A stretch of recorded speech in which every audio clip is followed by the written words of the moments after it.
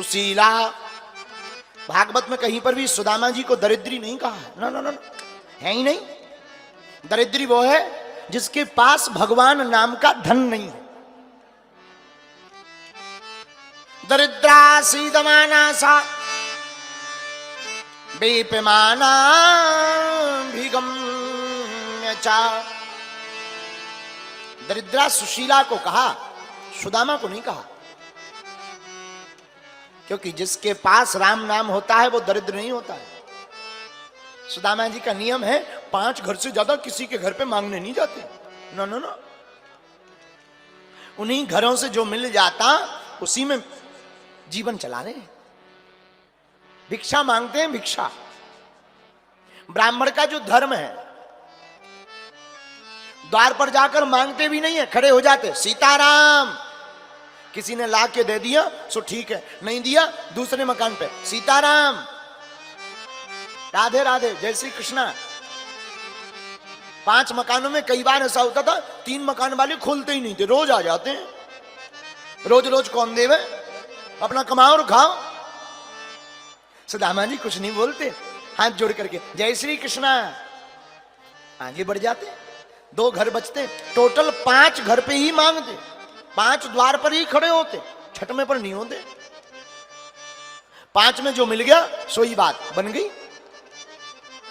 और कई बार तो ना सुबह चूल्हा जलता, शाम को नहीं जलता, शाम को चूल्हा जलता तो सुबह नहीं जलता।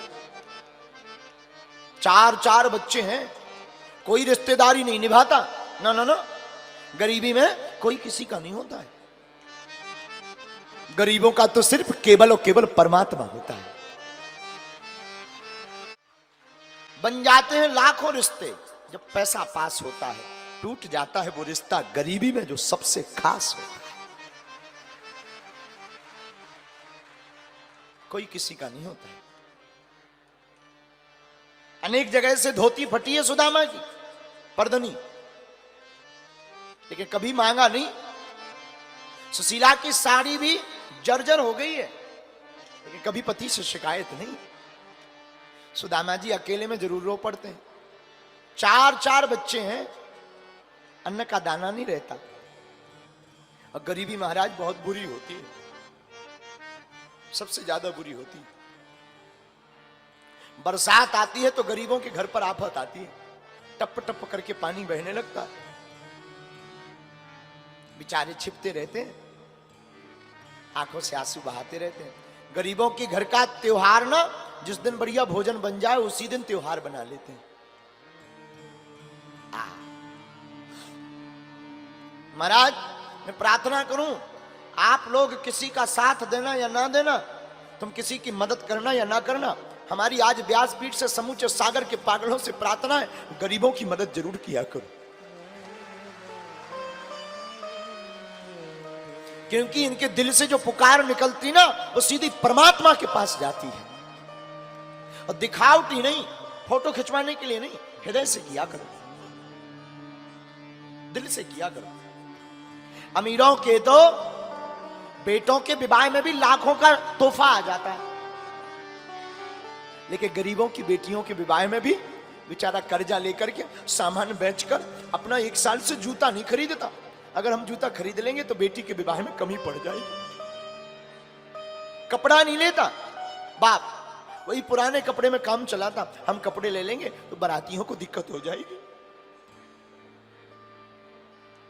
कभी गरीब से पूछना क्या होती है गरीबी, कभी अनुभव करना।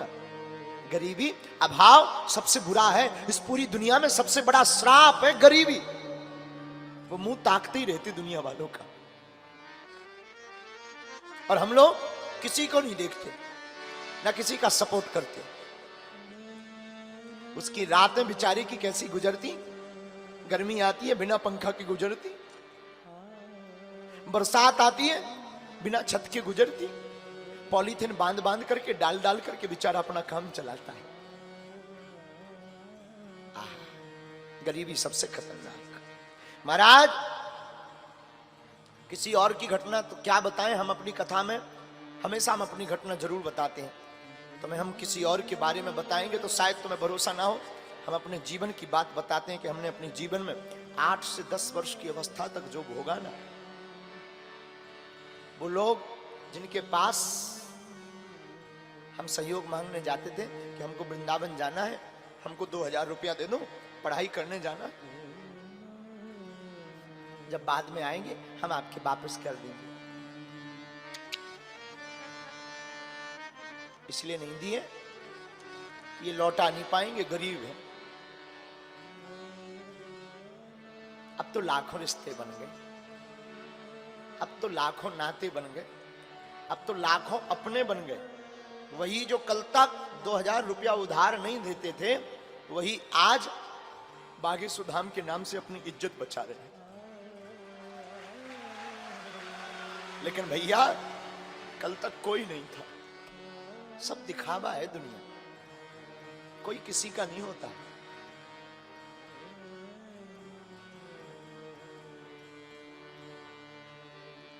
हमारे पिताजी का नाम कार्ड में नहीं लिखते थे,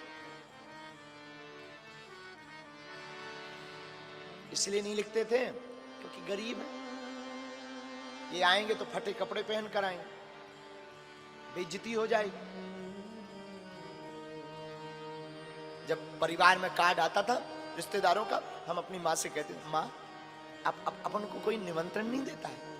हमारी माँ कहती थी, बेटा इस संसार में निमंत्रण भी अमीरों को मिलता है।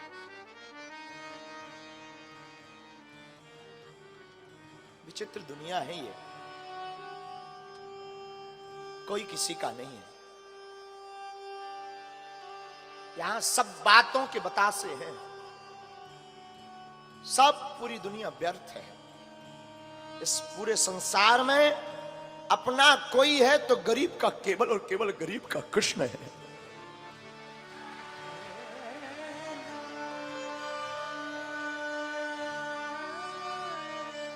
ठीक है, जीवन व्यतीत हो गया, लेकिन भूलना नहीं चाहिए। मैं आज भी एक एक पल अपने जीवन के गुजरे हुए याद है। महाराज आज जरूर हम कथा सुना रहे हैं, खूब बढ़िया, ठाकुर जी की कृपा है, बालाजी की दया है, भोजन कर रहे हैं, लेकिन हमने जो अपने जीवन में भोगा, इसीलिए हमने प्रण लिया कि जो भूख हमने सही, अब किसी को ना सहना पड़े, इसलिए 3 साल से बागेश्वर धाम पर अन्नपूर्णा चालू की। हमने अपनी बहन के विवाह में 10 जगह उधार मांगने गए 20,000 रुपया। उस वक्त हमारी बहन का विवाह ही मात्र 35,000 में निपट गया था, तो किसी ने उधार नहीं दिए थे। हमारे पास बेचने को कुछ था ही नहीं, थोड़ी सी पिताजी के नाम भूमि थी, उसको ही बेच ली। लेकिन वो दिन हमें आज भी याद है, खटकते हैं वो दिन। किसी ने 20,000 रुपए नहीं दिए थे। उसी दिन हमने प्रण लिया था कि बालाजी अगर कभी कृपा हुई, दास के जीवन में कभी सामर्थ्यता आई ना, तो बागेश्वर धाम पर हम भी बेटियों का विवाह करेंगे, ताकि हमारी तरह किसी भाई को रोना ना पड़े।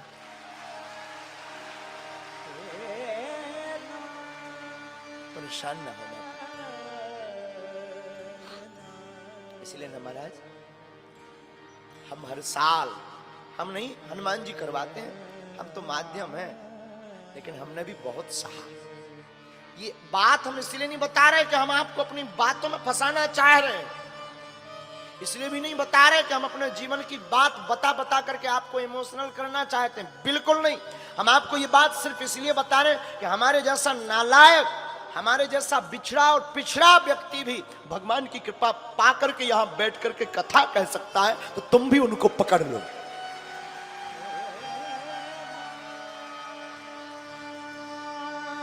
जैसे हमने बालाजी को पकड़ करके जिंदगी में 4 चांद लगाए हैं, तुम भी उनको पकड़ लो।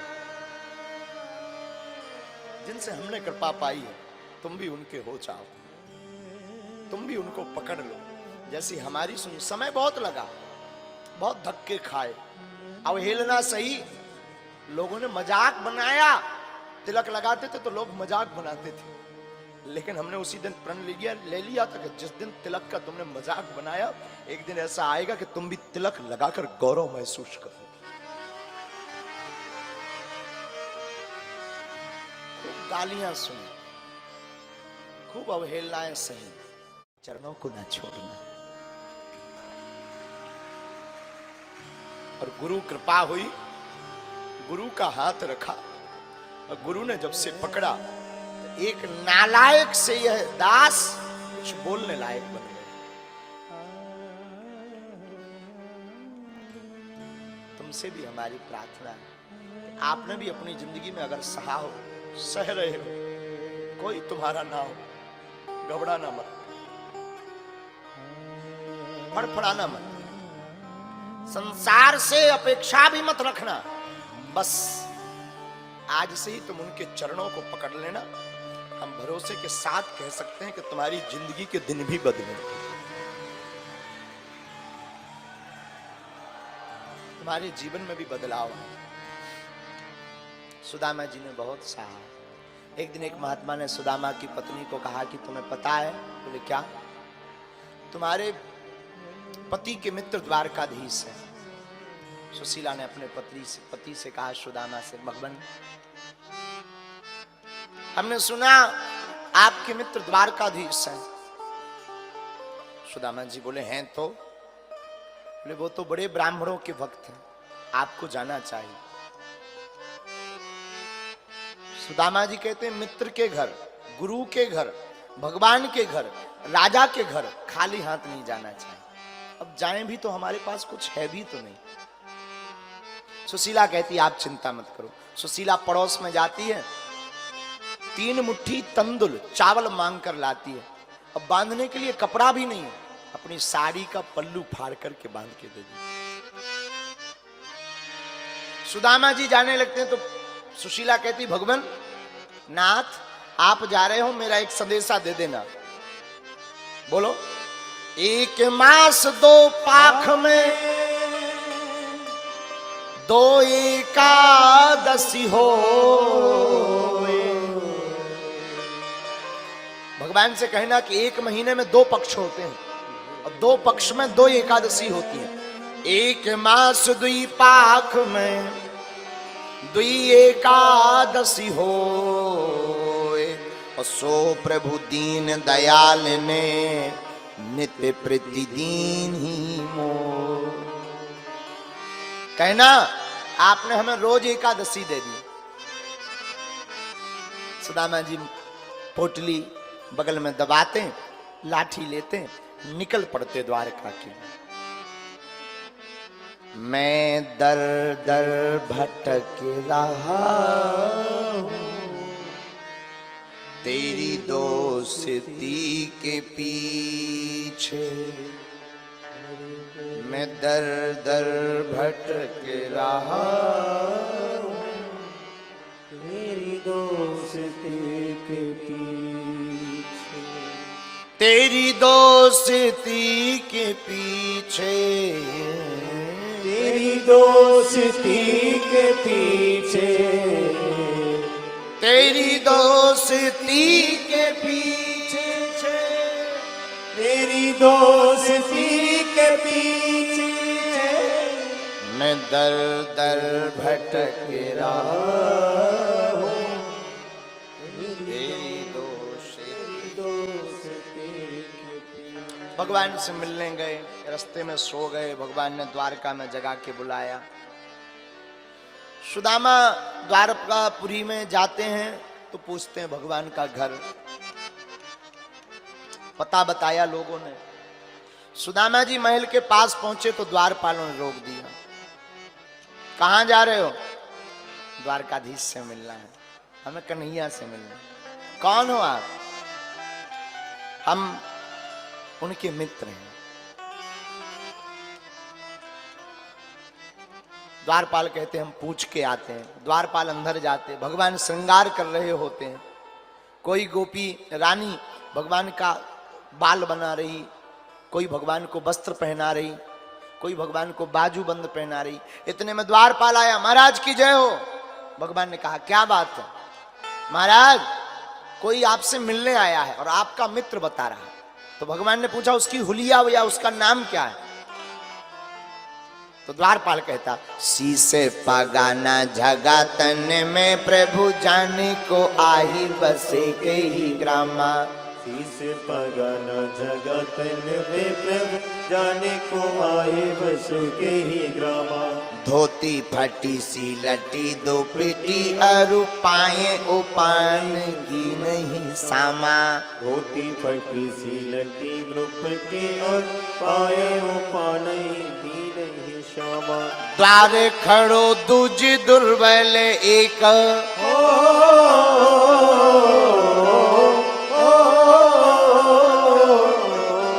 द्वार खड़ो दूज दुर्बल एक रहो चकी सो वसुधा अभिरामा।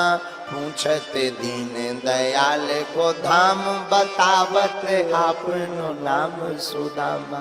पूछते दीन दयाल को धाम बतावत आपनो नाम सुदामा। जहां द्वारपाल ने कहा कि ऐसी ऐसी शकल है, भगवान ने कहा नाम बताओ, और द्वारपाल ने कहा सु, तो भगवान खड़े हो गए। और जब तक वो पूरा नाम दामा कह पाता, सुनते ही दौड़े चले आए मोहन। लगाया गले से सुदामा को मोहन, लगाया गले से सुदामा को। सुनते ही दौड़े चले आए मोहन, लगाया गले से सुदामा को मोहन। सुनते ही दौड़े चले आए मोहन। लगाया गले से सुदामा को मोहन हो। सुनते ही दौड़े चले आए मोहन, लगाया गले से सुदामा को मोहन हो। लगाया गले से सुदामा को मोहन। हुआ रुक्मणी को बहुत ही अचंभा। हुआ रुक्मणी को बहुत ही अचंभा।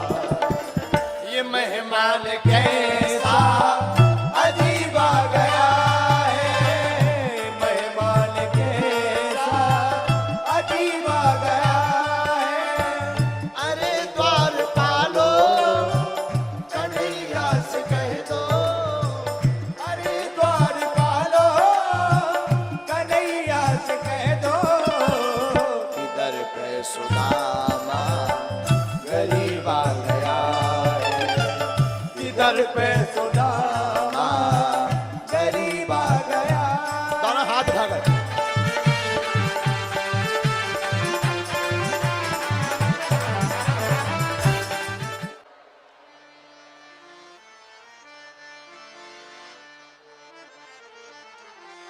ऐसो बेहाल बेबायन सौ पग कंटक जाल लगे पूनी जोए। ऐसे विहाल विमायन सोपक कंटक जाने लगे पुनि जोए। हाय महादुख पायो सखा तुम।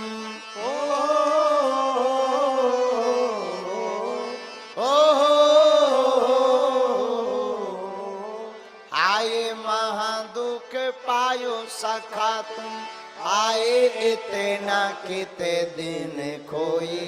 ना करी के करुणा निधि रोए।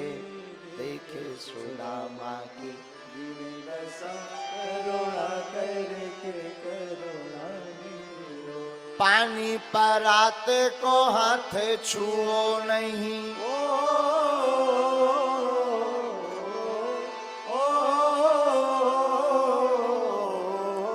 पानी परात को हाथ छुओ नहीं। नैनन के जल सौ पग धोए। देखे सुदामा की दीन दशा करुणा करके करुणा निधि। देखे सुदामा की दीन दशा करुणा करके करुणा निधि। भगवान रोए, सुदामा के चरणों को अपने आंसुओं से धोया। एक भाव है,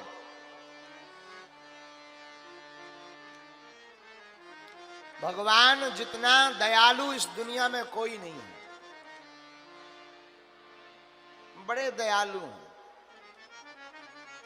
कृपा की ना होती जो आदत तुम्हारी तो सुनी ही रहती। भरी उनकी आंखों में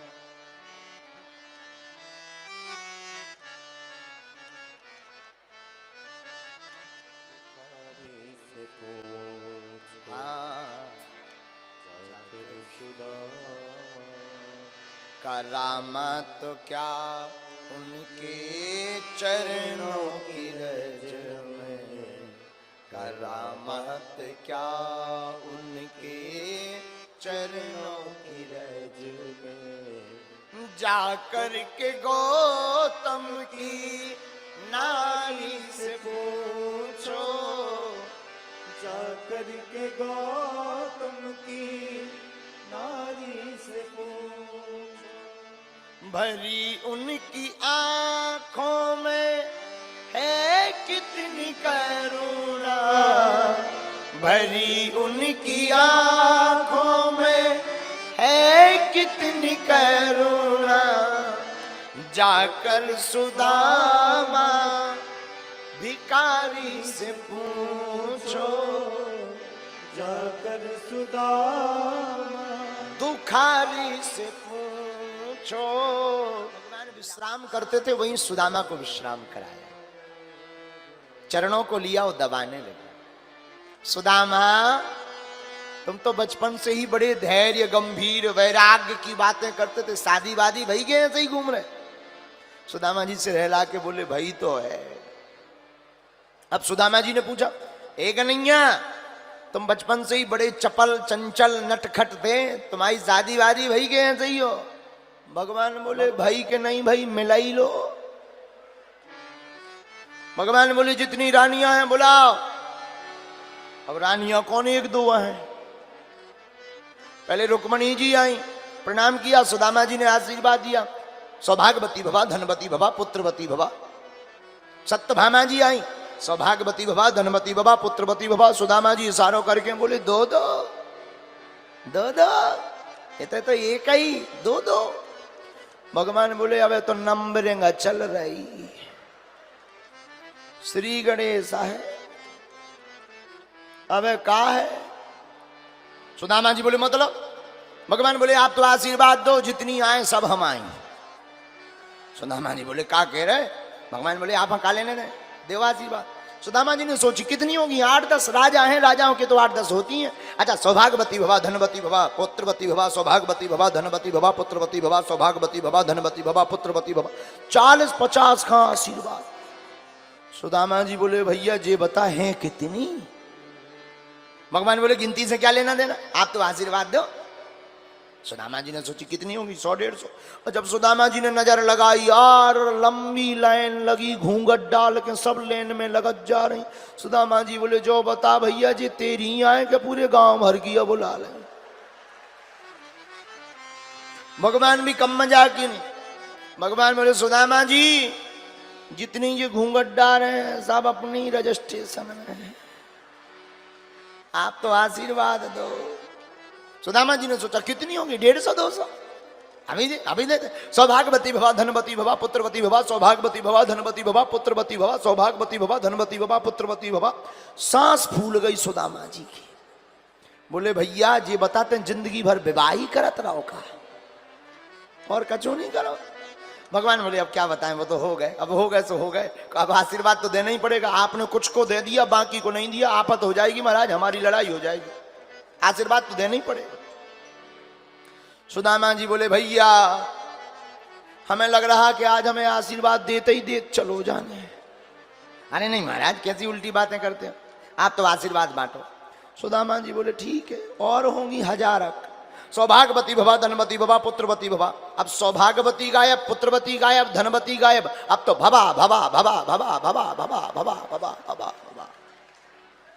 1,500-2 हजार लो तो चले ही। और सुदामा जी ने देखी लेन घटवे की जगह बढ़ रही, घटो चाहिए बढ़ रही।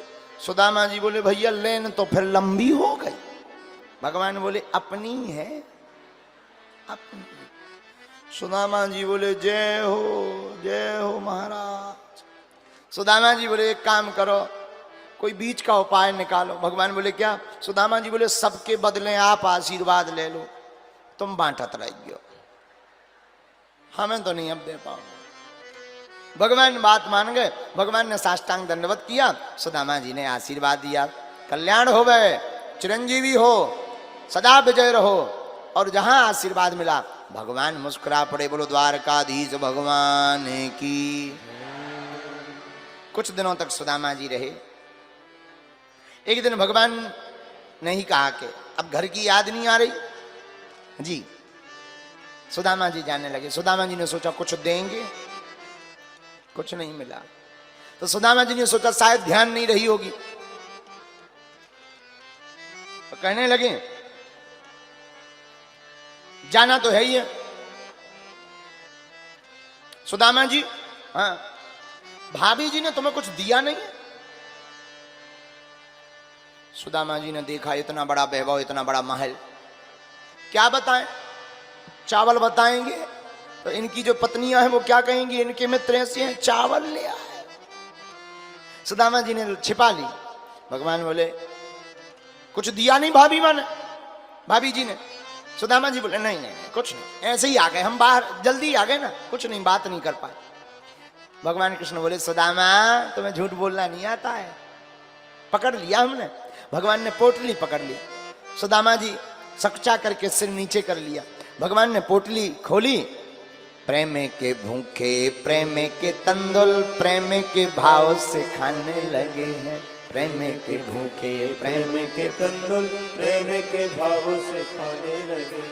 तंदुल के दाने में दीन का देखो दरिद्र चबाने लगे हैं। तंदुल के दाने में दीन का देखो दरिद्र चबाने। और एक एक मुट्ठी में एक एक लोक,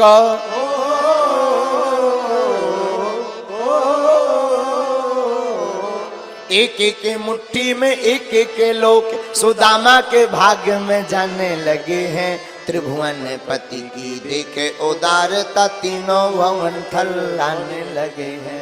त्रिभुवन पति की देखे उदारता तीनों भवन थल्लाने। भगवान ने चावल की पोटली खोली, पहली मुट्ठी ली। पहली मुट्ठी लेते ही प्रभु ने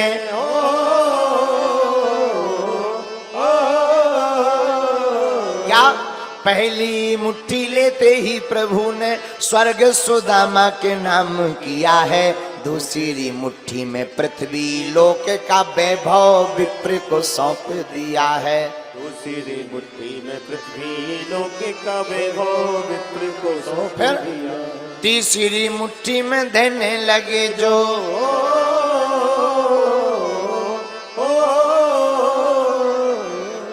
तीसरी मुट्ठी में देने लगे जो बैकुंठे तो लक्ष्मी ने रोके दिया है। अपना निवास भी दान में दे रहा कैसा दानी ये मेरा पिया है। अपना निवास भी दान में दे रहा कैसा दानी ये मेरा पिया है। अपना निवास भी दान में दे रहा कैसा दानी ये मेरा पिया है। जहां तीसरी मुट्ठी भगवान ने ली और खाने लगे, तुरंत जो है मैया रुक्मणी ने हाथ को पकड़ लिया। हमारा अपना निवास भी तुम दान में दे रहे। अगर कल के दिन सुदामा जी ने कह दिया ये उठा बोरिया बिस्तर चलो, कहां जाओ? कम से कम अपना होम टाउन तो बढ़िया सुरक्षित रहना चाहिए, उसे तो व्यवस्थित करो, उसे तो मत दो। भगवान ने कहा बात तो सही है। भगवान ने बात मान ली। 2 मुट्ठी चावल खाकर स्वर्ग लोक का वैभव और पृथ्वी लोक का वैभव विप्र सुदामा के हाथ में दे दिया है। ये भगवान की उदारता है, उदार चरिता नाम। हमारे ठाकुर जी का चरित्र उदार है। उदारता क्या है? मांगने वाले को भगवान उतना ही देते हैं जितना वो मांगता है, ना मांगने वाले को भगवान उतना देते हैं जितना वो सोच नहीं पाता है। ये हमारे प्रभु का स्वभाव है। हम लोग मांगते कितना? जितनी हमारी हैसियत। भगवान से मांगते कितना है? जितना हमारी हैसियत। और भगवान देंगे कितना? जितनी उनकी हैसियत। नहीं मांगेंगे तो वो अपने हिसाब से देंगे, और मांगेंगे तो वो हमारे हिसाब से देंगे, और नहीं मांगेंगे तो भगवान अपनी हैसियत से देंगे। और एक संत हमको सुना करके कहते थे, इतना दिया सरकार ने मुझको, जितनी मेरी औकात नहीं, इतना दिया सरकार जितनी मेरी औकात नहीं, ये तो करम है उनका वरना मुझ में ऐसी कोई बात नहीं, इतना दिया सरकार। परमात्मा उदार चरिता नाम, भगवान उदार है। उदार का मतलब क्षमा करना। आप लोग विद्वान लोग हो, हम तो बहुत ही गांव के अनपढ़ गवार हैं, लेकिन हम तुमसे प्रार्थना करेंगे, मांगना ही है तो दुनिया वालों से क्या मांगना, ये खुद भिखमंगी है, ये खुद दूसरों से मांगती है। मांगना ही है तो दाता परमात्मा से मांगना। हाँ? क्यों? दुनिया वाले खुद भीख मांगते, अमीर हो चाहे गरीब हो। अंतर इतना है, गरीब मंदिर के बाहर भीख मांगता है, अमीर मंदिर के भीतर भीख मांगता है, मांगते दोनों हैं। गरीब मर्यादा तोड़कर, अमीर मर्यादा के अंदर रोते दोनों हैं। हम तो बहुत अनुभव के आदमी हैं। हमने बताया ना कि एक बार हम मुंबई गए तो वहां जिसने आयोजन करवाया उन्होंने कहा गुरुजी कुछ हमारे गेस्ट हैं, वीआईपी है, मिलना है। हमने कहा कोई बात नहीं, अब आयोजन करवाया है तो मिलना ही पड़ेगा, बुला लो। वो आए, बोले गुरुजी ये 10,000 करोड़ के मालिक है। हमने कहा बाबा बहुत अच्छा। दूसरे ये 25,000 करोड़ के मालिक। अरे हमने कहा बाबा, हमने ऊपर से नीचे तक देखा, 25,000 करोड़ में सींग पूंछ तो नहीं निकल आया, नहीं ज्यों के आदमी के आदमी, लेकिन 25,000 करोड़। हमने कहा बोलिए। नहीं नहीं गुरुजी अकेले में बात करेंगे। हम कहा ठीक है भागो।